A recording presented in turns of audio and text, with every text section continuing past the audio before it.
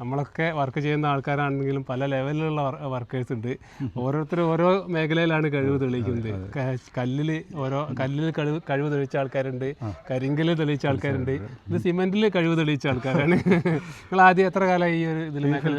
ഒരുപാടായില്ലേ? ചെറുപ്പം ആദ്യം മുതലേ ഇത് തന്നെയാണോ? ആദ്യം എന്തായിരുന്നു വർക്ക്? തേപ്പ് പണി എടുക്കും, അതിൻ്റെ കൂടെ തന്നെ കലാപരമായിട്ടുള്ള അങ്ങനത്തെ സിമെന്റ് വർക്കുകളൊക്കെ ചെയ്യും.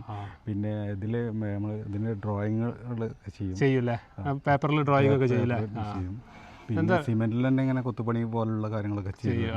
ഇതിപ്പോൾ ഏകദേശം എത്ര ചിലവ് വരും ഇങ്ങനത്തെ ഉണ്ടാക്കാൻ? ചിലവ് കൂലി തന്നെ ഒരു 45 രൂപ ഒക്കെ വരും അല്ലേ? നിങ്ങളിത് കൂലിപ്പണിയായിട്ട് നിങ്ങൾക്ക് കരാറായിട്ടാണെങ്കിലും ഒരു 10-50 റുപ്യ ചോടക്കായിട്ട് വരും അല്ലേ?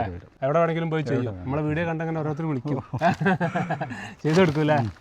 ഞങ്ങൾ ഈ കൂലിപ്പണിയായിട്ടും ചെയ്യും, കരാറ് രീതിയിലാണെങ്കിൽ അങ്ങനെ ചെയ്യും. ഇവിടെ തന്നെ ഇപ്പോൾ നിങ്ങളിപ്പോൾ ഇവിടെ ഈ ഒരു കിണറിൻ്റെ അടുത്താണ് തുടങ്ങിയത്. ഇനിയിപ്പോൾ ഒരുപാട് വർക്ക് ഇവിടെ ചെയ്യാണ്ടാവും. ഇവിടെ ഒരു ഗാർഡൻ ചെയ്യാണ്ടാവും അല്ലേ? വാട്ടർഫാൾ ഉണ്ടാവും അല്ലേ? അത് ചെയ്യാണ്ട് അല്ല, ഇവിടെ തന്നെ ഇപ്പോൾ ഇതിനിപ്പോൾ ഇനി ഒരു ഇരിപ്പല്ലേ വരും അവിടെ?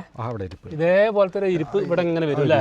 ചുറ്റുഭാഗം വരും. ഇതിപ്പോൾ ഒരുപാട് പൊന്തിയിട്ടാണല്ലോ നിൽക്കുന്നത്. അപ്പോൾ ഇവിടെ ഒരു കൊട്ടത്തളം തളം പോലെ ഇവിടെ കുറച്ച് പ്രത്യേക പൂക്കളൊക്കെ സെറ്റ് ചെയ്യാനുള്ള ചെടികളൊക്കെ വെച്ച് ഇതിനോട് അനുബന്ധിച്ച് വരും. പിന്നെ അതുപോലെ ഇവിടെയൊക്കെ ഗാർഡൻ ഇതൊക്കെ വരും, അവിടെയൊക്കെ വരും അല്ലേ? എല്ലാം കൂടി വരുമ്പോഴാണ് അതിൻ്റെ ആ ഒരു ഷോ വരിക.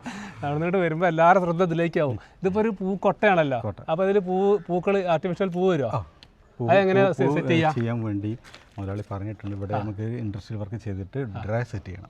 സെറ്റ് ചെയ്തിട്ട് അതിന് പൂക്കൾ വിരിഞ്ഞ് ഇങ്ങോട്ട് നിൽക്കുന്ന രീതിയിൽ, അതായത് പൂ നിറഞ്ഞ് നിൽക്കുന്ന ഒരു കൊട്ടയാവും അല്ലേ? അങ്ങനെയാണ് ഉദ്ദേശിക്കുന്നത് അല്ലേ?